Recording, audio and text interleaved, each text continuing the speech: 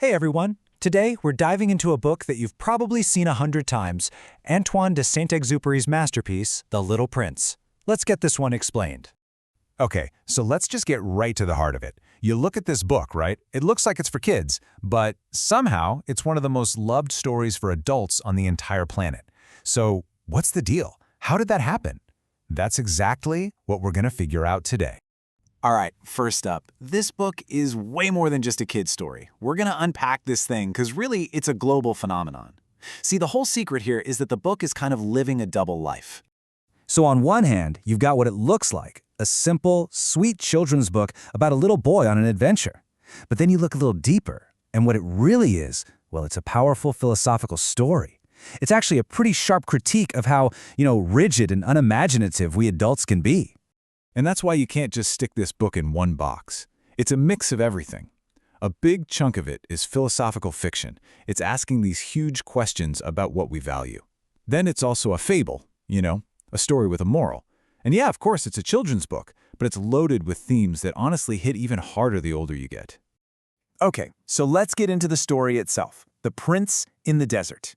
Because really, to get the philosophy, you've got to know the plot.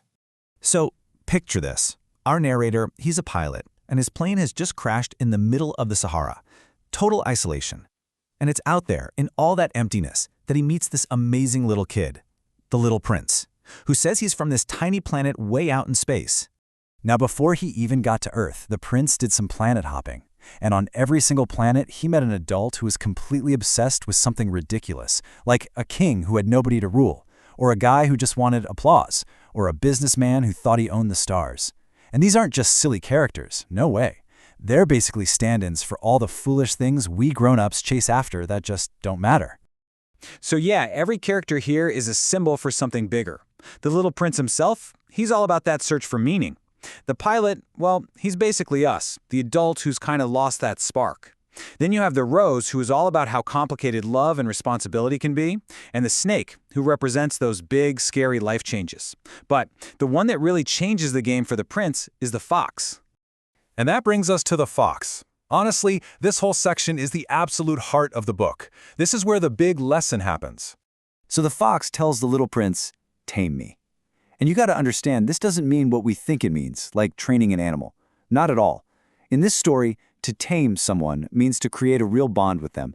It's about taking one person or one fox out of the millions of others and making them completely special and unique to you, just through your relationship. And the Fox even lays out how you do it. First, it takes time. You have to be patient. Second, you have to show you care. Pay attention. And here's the most important part. Once you've tamed someone, you are now responsible for them. That's it. That's the secret to any real love or friendship right there. And all of this leads to probably the most famous line from the entire book. After this lesson, the prince finally gets it. He understands his complicated feelings for his Rose back home. The fox's big secret is this: what is essential is invisible to the eye. It's so simple, right? The things that really matter, you can't see them, you can only feel them. All right, so let's talk about seeing with the heart, because that one idea from the Fox, it's basically the key that unlocks everything else in the book. It's why this story has stuck around for so long. So if you boil it all down, what's this book really trying to tell us? Well, a few big things. First, that the imagination we have as kids is so much more important than the boring logic of adults. It's telling us that real love is work, it's patience and commitment. That the most important truths are hidden under the surface. And that the only way to beat loneliness is to form real connections, to tame and be tamed.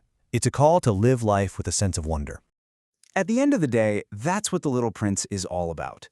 It's this beautiful, gentle reminder to stop looking at the surface of things, to look past numbers and what people own and how they look, and to remember that the things that truly, truly matter in our lives, love, friendship, that sense of wonder, you can't see any of them. You can only feel them. So I want to leave you with that same question. It's straight from the heart of the book, but I think it's for all of us. Just think about it. What in your life is absolutely essential but totally invisible to the eye?